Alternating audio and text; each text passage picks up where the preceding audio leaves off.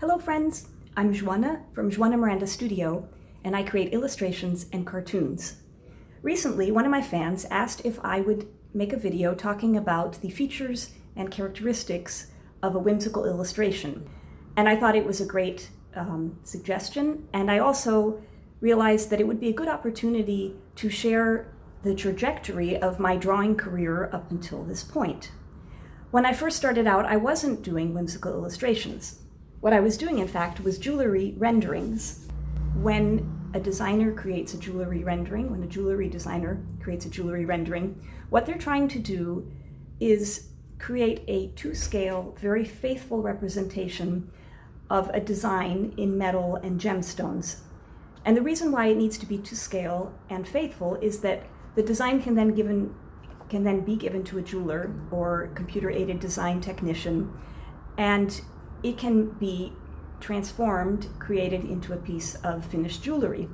So I thought I'd share one of my jewelry renderings that I created. This is back from 2009.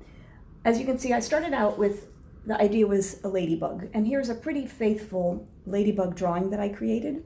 And then I broke it down to just the basic shape, and then using pencil and white gouache paint only, I added shading and highlights as if it was going to be made in white metal, platinum maybe, as a brooch, and with diamonds and studded with little diamonds. And then I decided to go further and create the same design, basically the same design, in yellow gold with diamonds, little emeralds, which would be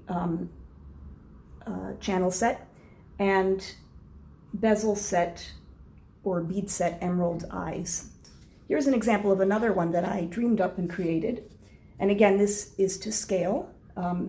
It would be a bracelet that, if made, would probably fit me. That was the idea. And it was a charm bracelet, featured charms that were personal to me, meant something to me. This was just for my own exercise coming from my fantasy. I did actually win a number of jewelry design rendering awards. And I loved doing the renderings. I should also say that this one was done on black paper with gouache paint, and it was all hand done. So the reason why I left jewelry rendering, however, was because I realized that the people who were admiring my jewelry renderings didn't want to hang one of my renderings on the wall. What they wanted to do is take it to a local jeweler and have the jeweler make the piece. And that was a very expensive endeavor, and really only people with a lot of money could afford the jewelry rendering and then going to a jeweler to have a very expensive piece of jewelry made. So I wanted to create something that was more accessible to more people. So I took a bit of a detour into fashion illustration, and fashion illustration is quite different. For one, it's focused on a figure and not necessarily an object. And the figures are not realistic. In general, they're quite elongated. So as you can see, my violinist here has impossibly long legs. But this was the style of fashion illustration that I created. And I did enjoy creating fashion illustrations, but it still didn't quite feel right to me. It wasn't quite the right fit for what I wanted to be doing. I was more after creating drawings and illustrations that had some charm and humor to them. So from fashion illustration, I started getting into cartooning. And here's one of my cartoons. I am still cartooning. And in this particular cartoon, you can see that the figure is not a fashionista. She is not your typical fashion model. She's not necessarily faithfully rendered either. You know, her arm is a little bit short.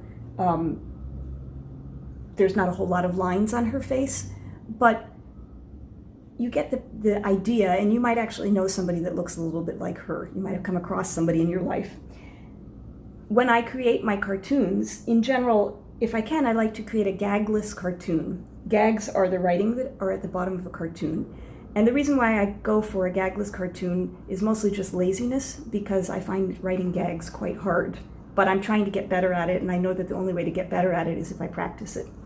In this case, the gag is actually embedded in the cartoon. I have a woman who's in a bookstore. She's contemplating a self-help book, In this case, it's a declutter your life. It's like a do-it-yourself hack. And up here is buy one, get one free. And so the irony is that she is thinking about simplifying, decluttering her life, and the bookstore is saying, hey, you can get an extra copy, and that will, of course, create more clutter. You can see that in the background, I have the bookshop and the lights depicted. They're just suggested, but they're fairly realistic. And that's one of the things that you'll find in cartoons, is that the setting is fairly faithful. It's not completely off-the-wall imaginary. And I try to keep the backgrounds as simple as possible, just so that the focus is where I want people to look, which is on the figure and these words and the actual part of the cartoon that's funny. So now I'm going to talk about what I think makes an illustration whimsical. And I think the best way to talk about it is not to talk so much and just to actually sit down and demonstrate.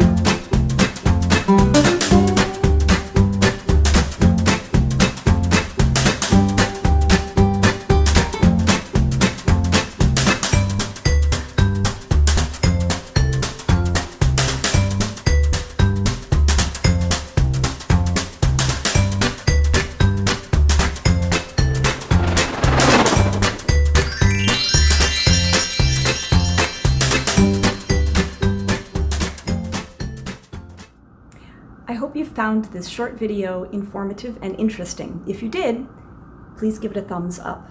If you haven't subscribed to my channel, I hope you'll do so. And don't forget to toggle on the little bell so that you get a notification every time I post a new video. Thanks so much for watching. Bye.